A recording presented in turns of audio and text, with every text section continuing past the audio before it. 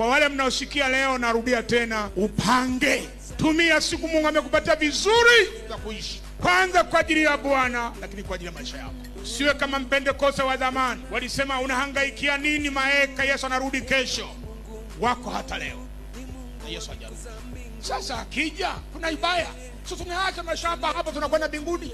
Unafanya kazi, vijana, msile mandazi na samaki siku zote. Tumbo halina shukrani. Bati moja moja, kidogo kidogo na jinyima. Unajengeneza hata kachumba kamoja, safi sana.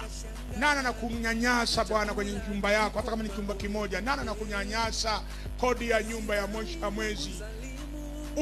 Ulipe, hakuna kelele huko nyumbani kwako. Umeshindwa kuwezeka mabati, zeka tanyasi basi. Si kwako, nana atakunyanyasa. Amini anayokuambia Mungu, nawe utafurahi, utasahau uchungu.